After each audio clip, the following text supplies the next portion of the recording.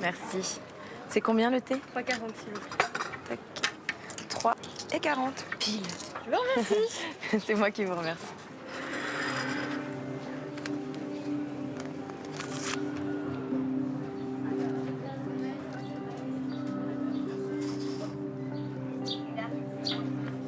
Les nouvelles sont bonnes dans la vallée de Chamonix? Ouais, elles sont pas mal, ouais. C'est bon. Faut regarder le foot là. Ouais, je suis en train de regarder le foot. Bon. Vous êtes du coin? Ouais, j'habite là. Ouais. Est-ce que tu es en vacances sur Chamonix? J'ai décidé de découvrir la culture chamonniarde. Ah bah super. Ouais. Et la première chose que je vais faire, c'est monter jusqu'à la mer de glace. J'ai réservé une nuit au refuge de Montanvert. Du Montanvert, ouais, tout à fait. Ouais. Si tu veux, je peux t'accompagner pour y aller. Ah, c'est super Voilà. sympa ça. Mon voyage commence sous le signe de la chance. Voilà, Regarde, tout à fait. regarde. Ok, On y va? très bien, on est parti. Allez, go. Moi, je m'appelle Tiga. Enchanté, moi c'est Didier. Très heureuse. Très bien. Yes. Allez.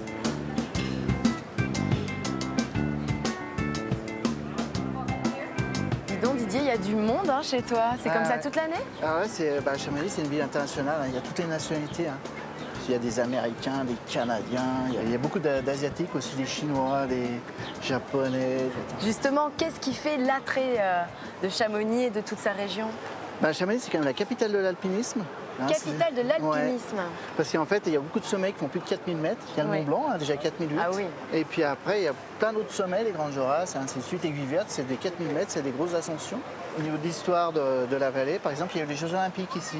Ah En oui, 1900 les premiers Jeux Olympiques d'hiver. En 1924. 1924. À l'époque, c'était vraiment sport. Hein. Il Ouais. n'y avait pas de piste. Les gars, ils passaient, ils traversaient des torrents, par exemple, à ski. et ça faisait partie du jeu, quoi. Oui.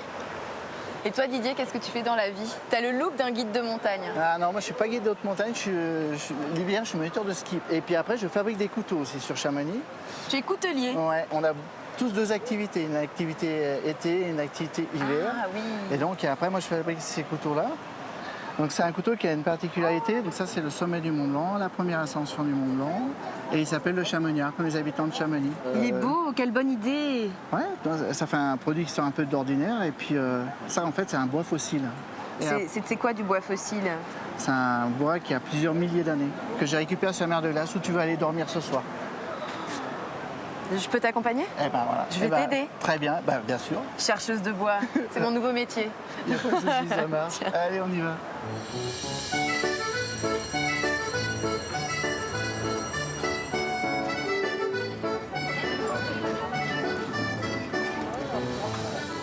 Ce train s'appelle le train crémaillère? Ouais, parce qu'en fait, il y a une crémaillère au milieu, tu vois, entre les deux voies.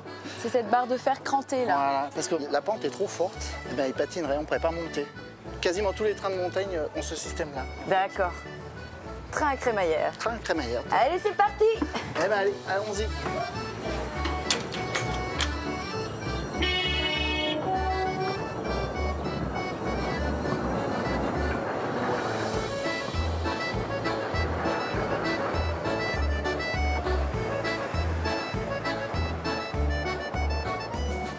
C'est vrai que ça monte, hein? Ah ouais, là, On prend de la hauteur là. Ouais. Ce train il est très emprunté? En moyenne, c'est 2000 personnes Par chaque jour, jour. Ouais. Pendant l'été. Ouais. Après, ouais, quasiment. Après, il y a des périodes aussi qui a quand même une plus grosse affluence. C'est par exemple, ils montent jusqu'à 6000 personnes au mois d'août. Ouais, la grosse période. Avant, donc, les gens ils montaient avec des mules. Ils mettaient 2h30 à 3h pour aller jusqu'en haut. Souvent, il y en avait qui dormaient au refuge du Montanvert. On est en train de traverser la forêt, donc il y a plein d'arbres différents. Lequel on va chercher, nous, sur la mer de glace? Alors, sur la mer de glace, ça, c'est des bois fossiles. C'est des bois qui ont plusieurs milliers d'années. Il y en a qui ont 2000 ans, il y en a qui ont 3000 ans, jusqu'à 3100 ans. C'est un des plus vieux qu'on ait trouvé. Et donc, peut-être qu'on va en trouver. On va voir.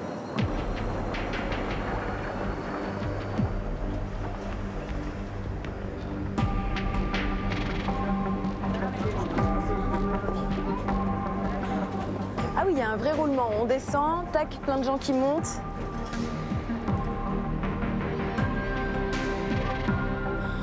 Mais quel panorama magnifique. Et cette mer de glace, alors, elle est où? Alors donc la mer de glace, elle est juste dessous. Voilà, c'est cette grande vallée là c'est relativement plat. C'est ça la mer de glace? Voilà, tout à fait. Mais c'est gris. Ouais. Alors c'est gris, c'est parce qu'en fait c'est les rochers qui sont sur la moraine, qui sont tombés sur le glacier. Les moraines, c'est l'empreinte du glacier quand il était beaucoup plus haut. Et donc tous ces éboulis sont tombés dessus et l'ont recouverte. Et là maintenant, donc, elle est grise.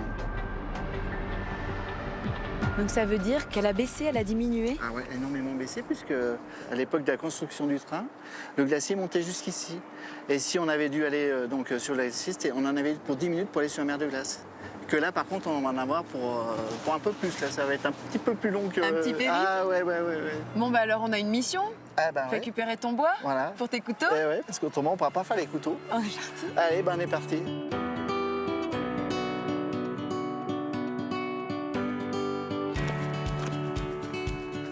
Au-dessus de la mer de glace et des paysages grandioses offerts à Tiga, se cache une faune exceptionnelle que des dizaines de passionnés se plaisent à observer. Pour apercevoir marmottes et bouquetins, Daniel Rodrigue, photographe animalier, arpente dès qu'il le peut le massif de l'Aiguille Rouge. Les marmottes, elles sont en train de préparer leur terrier pour l'hibernation. Elles transportent des herbes pour tapisser tout le terrier en préparation à l'hibernation. C'est vraiment trop beau de voir ça. Avec son matériel de pointe, Daniel suscite la curiosité chez les randonneurs. Bonjour. Sympa, bel appareil là. Ouais. Je peux jeter un coup d'œil? Ouais, bien sûr. Voilà, c'est une femelle de chamois qui est sur la crête. Elle regarde Chamonix d'en haut. Et à quelques mètres en contrebas, c'est toute une famille qui profite d'un verdoyant garde-manger. Ah là, il y a un autre animal. En effet, une énorme marmotte tente de s'inviter au banquet. C'est dingue, il y a tellement d'animaux, tu les vois même pas quoi. Ouais. Faut vraiment faire être super attentif. Bon, bah, bonne journée. Tiens, À plus. ça roule.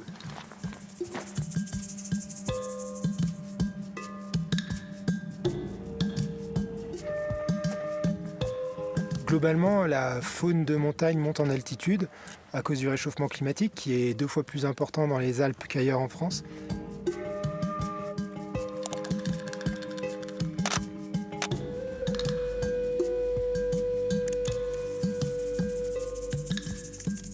Si Daniel observe le milieu, Julie Chabou, naturaliste, fait en sorte qu'il soit préservé le mieux possible. Hello Julie. Ça va? Ça va et toi? Ouais, super. Bon, t'as vu des animaux? Bah, j'étais au lac Noir, mais tu verras pas grand chose parce qu'il y a 2 gars qui vont voler un drone. Du Ouais. coup, ça a tout fait fuir en face, ça s'est tout taillé de l'autre côté.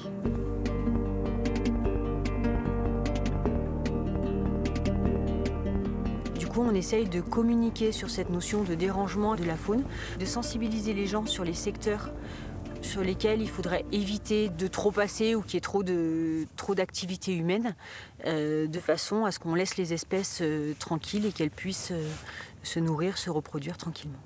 On va se mettre par là. Comme ça, s'il y a un gypaète qui passe, on est prêt. Le gypaète barbu est le plus grand rapace d'Europe. Il faut une patience infinie pour espérer le voir passer devant son objectif. Et pour cause, ils ne sont aujourd'hui qu'une poignée dans le massif. Totalement éteinte au siècle dernier, l'espèce est en pleine réintroduction par le biais de ce centre unique en France, installé à l'abri des regards dans la vallée de Chamonix. Alors là, c'est la volière de Louise et Neige. 2 oiseaux qui ne sont pas encore complètement adultes, notamment pour le mâle. On espère que dans quelques années, ils pourront se reproduire. Étienne Marié est en charge de ce centre et du suivi de l'espèce. Ici vivent 3 couples de gypaètes, dont la mission est de repeupler nos montagnes. En fait, ce centre d'élevage a pour objectif de faire se reproduire les oiseaux qui sont là, les oiseaux adultes, et de relâcher les poussins dans la nature. Et après, ils s'adaptent sans problème à la vie sauvage. Ça va être un peu plus lent que s'ils avaient l'aide des parents, mais ils apprennent à voler tout seuls, ils apprennent à se nourrir tout seuls. En fait, dans les Alpes, l'espèce avait complètement disparu. Et donc, sans ce type de centre, on ne pourrait pas avoir la chance d'observer des gypaètes aujourd'hui dans la nature. Mais Étienne et ses collègues ne peuvent pas être partout à la fois. Pour récolter toujours plus d'informations quant à l'évolution des espèces, ils passent le relais aux usagers de la montagne, comme Sandy Cochepin par exemple, instructrice de parapente qui profite de ses vols pour observer la nature.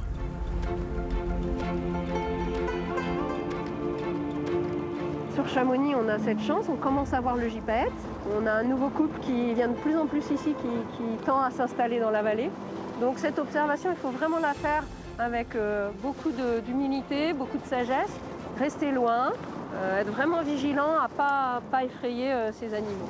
Il y a des panneaux sur tous les sites de vol, donc il est très facile de respecter ces zones-là.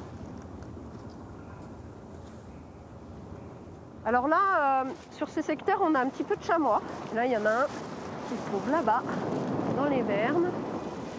Il nous a vus et il est tranquille, il n'a pas peur de nous parce que je suis suffisamment loin. On a quand même une fréquentation de certains parapentistes qui vont être consommateurs de sites sur une journée, une semaine, et puis qui ne vont pas forcément respecter ces règles d'usage qui sont établies pour l'année. C'est un petit peu triste que notre génération ne soit pas encore complètement réveillée, et j'espère que celle de nos enfants le sera.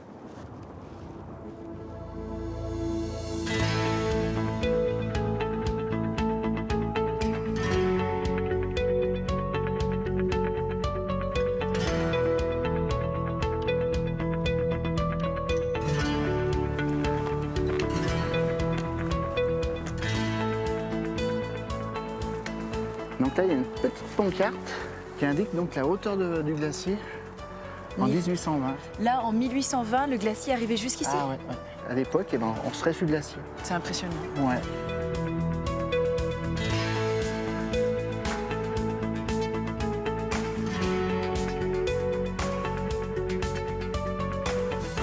Tu t'arrêtes là? Donc là, on est arrivé, ouais, on est aux échelles. Donc là, il faut qu'on s'équipe. Donc sortir le baudrier, le casque, la corde. Ok, ça va être sportif ça. Voilà, le casque. Et là, on ferme comme ceci. Et voilà. Parfait. On arrive, mer de glace. Attends-nous. Voilà, donc là maintenant, tu peux descendre, vas-y. Oh là là. C'est impressionnant, hein? Ah ouais, c'est un petit peu... Ah oui, oui. J'aurais pas pu être pompier.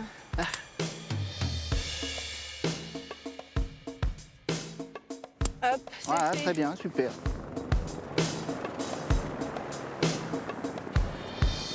Ah, j'ai oublié un mousqueton. Quoi? T'as oublié mousqueton? Deux? Deux, j'en ai oublié? Ouais. Oh non. Si ma mère voyait ce que je suis en train de faire, elle serait pas contente, hein. Elle aurait peur, hein.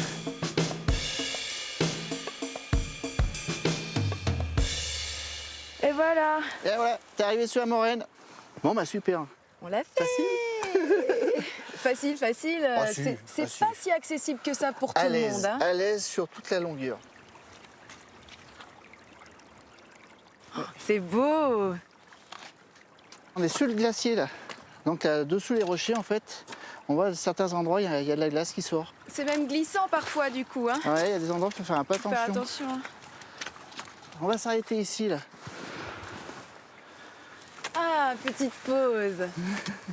Parle-moi de ton bois, qu'est-ce que tu recherches? Alors c'est des pins sambraux, c'est des bois fossiles. Et ces pins en fait, ils ont poussé dans la moraine. Et puis le glacier est monté, les a recouverts. D'accord. Et puis maintenant, comme les glaciers fondent, eh ben, les troncs ressortent. J'espère qu'on va en trouver. Et ouais, donc on va jeter un œil, on va regarder si c'est possible d'en repérer depuis ici. C'est des bois, ils sont pas faciles à reconnaître parce qu'ils sont gris justement, ils sont comme les rochers. Tu les cherches en bas, dans la moraine, ou plutôt en haut? Il faut chercher un peu partout. Des fois, il y en a en bas, des fois, il y en a au milieu. Là, apparemment, il y en aurait une partie basse. Bah, si tu veux regarder en face, si tu veux. Donc, il y a un énorme rocher, c'est facile à se repérer. Oui, je vois Et en tu face. regardes légèrement à droite. Ah ben non.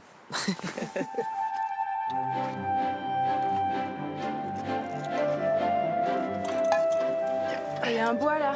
Ouais, bah, ça, c'en est un. Donc là, tu imagines qu'il a 3000 ans celui-là? Ah ouais. Mais alors, par contre, bon, il a souffert. Hein. Il a souffert? Ouais. Le fait qu'il soit dans la moraine, ça les casse. Ils sont tout cassés. Après, en cherchant bien dans ce secteur-là, on devrait trouver notre bonheur là. Tac, tac, tac. Il y en a quelques-uns là. Celui-là, à la limite, ce serait pas mal ça. Il est léger, non? Il a l'air Ouais. tout léger. Donc, eh ben, on va ramener ce bout-là. Celui-là est très bien. Ok. Il est pas trop lourd. C'est pile poil ce qu'il faut. On va essayer d'en trouver un Je le deuxième prends. quand même. Voilà. Eh ben, allez. Voilà. Et on va nettoyer un peu. Voilà. On a du bois. Et avec ça, tu vas nous faire des beaux couteaux. Hein. Voilà. Ouais, on peut en faire un petit peu là. Ça m'intéresse de voir comment tu fais. Tu sais, ce soir, je dors au refuge. Oui. Mais avant mon départ, est-ce que je pourrais passer à ton atelier? Eh ben avec plaisir. Ouais. Eh ben on fera un couteau ensemble d'ailleurs. Oui. Ouais, pas de souci. Mais tu gardes pas un petit peu ton spot secret? Ah si. C'est pas, il y a des secteurs. Hein. Il y a des endroits où c'est qu'on a quand même plus de chances d'en trouver que d'autres. Merci de me faire confiance. Ça a été un plaisir. Surtout que ça s'est super bien passé.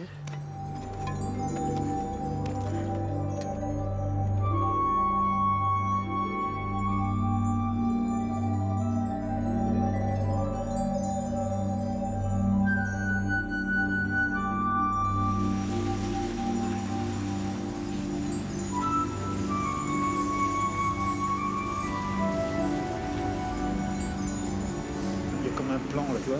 C'est ça, quelle période ça? Il a plus la. Salut les gars. Salut Tiga. Bonjour. Bienvenue. Je découvre ce souterrain, ce sous-glacier Ouais, bienvenue dans la mer de glace. dans la mer de glace. Quel endroit magique. Cette grotte, en fait, elle est creusée par Ben et son équipe chaque année. Depuis 1946, c'est la 72e grotte. Tu fais jeune, hein? Oui. Depuis 1946. C'est le seul moyen d'aller à l'intérieur d'un glacier. C'est D'accord. mieux que de tomber dans une crevasse. Bon, je vous laisse. Ok. Merci. Bonne journée. Merci. Ciao. Salut. Courage. Et donc dans cette sculpture, on va voir plein de choses. Oui. Voilà, donc là on voit déjà très bien la transparence de la glace. La glace est pure alors que le dessus du glacier est bien chargé en roche. On voit des petites impuretés, là, des petits cailloux de granit. On voit les cristaux de glace et on voit surtout les petites bulles qui emprisonnent de l'air de la première ascension du Mont Blanc ou de la fin du Moyen-Âge. C'est marrant de se dire ça. Donc là en fait on a 10 mètres, 20 mètres avant la surface du glacier, quoi. Ça a intérêt à être solide, hein? Oui, non, c'est solide. Et là, ils nous ont fait une maison. Oui, oui, ils ont taillé un appartement. Alors là, il y a une cheminée, il y a même un bar, tu vois, s'il y avait... Il y a un trône où on peut se faire prendre en photo. Il y a un trône. Et c'est vraiment hors du temps ici. Luc, moi, c'est la première fois que je découvre la mer de glace. Et j'ai été surprise et je t'avoue un peu peinée de voir qu'elle était si petite, si diminuée. Est-ce que j'ai raison d'être inquiète? Le glacier, lui, répond au climat parce que c'est le climat qui contrôle le glacier. Et comme le glacier diminue en épaisseur depuis 25 ans suite aux étés chauds et aux canicules qu'on a souvent maintenant, le glacier ralentit en vitesse. Donc tous les cailloux qui sont en surface restent, ne sont plus du tout transportés par le glacier. Le glacier s'arrête de glisser. Oui. Mais à l'intérieur, c'est encore pur.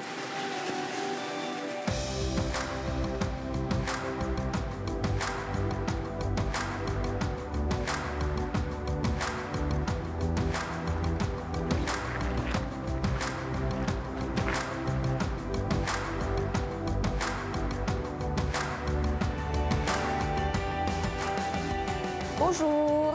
Bonjour. Je m'appelle Tiga, j'ai une réservation, j'ai pris une chambre pour ce soir. Eh bien, bienvenue Tiga, bienvenue au Montenvers. Merci beaucoup. Jérémy, Salut Jérémy. je vais t'accompagner et t'accueillir dans ta chambre. Ok, merci. Hop. Allez. Je m'attendais à un refuge plus simple que ça. Finalement, c'est un hôtel. C'est un hôtel, c'est même le grand hôtel du Montenvers. Oui, Mais aussi refuge pour les gens qui reviennent de montagne. comme moi. Maïla, Maïla. la gardienne du refuge. D'accord. Joli chien. Oh là là, mais tu as une super collection de photos là de la mer De de vieilles glace. photographies qui représentent l'état du glacier il y a pas mal d'années. Ah oui, c'est pas du tout ce que j'ai vu aujourd'hui. Hein. Effectivement, il a bien évolué.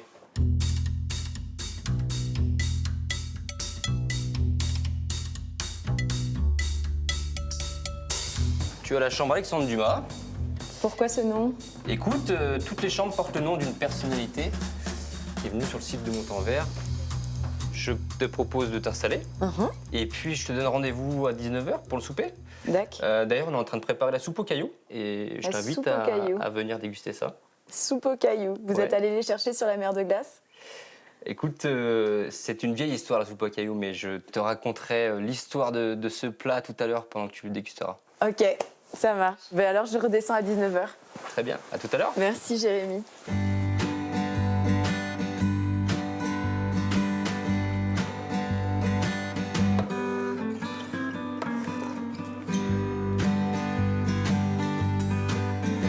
Tout va bien? Tout est parfait. Alors voilà, la soupe aux cailloux de la maison. Ils sont où les cailloux? Écoute, les cailloux, ils sont pas dans la soupe. En fait, pour la petite histoire, c'est un plat d'antan, c'est un plat paysan. Et les paysans ou le gardien de troupeau dans les alpages mettait son poêle à bois à chauffer avec sa marmite, ses légumes, et à l'intérieur, il mettait des gros cailloux. Les cailloux jouaient le rôle de garder l'eau très chaude quand le feu baissait. Je te souhaite un bon moment. Ouais, merci Jérémy. À plus tard. À plus tard, j'attends le coucher du soleil.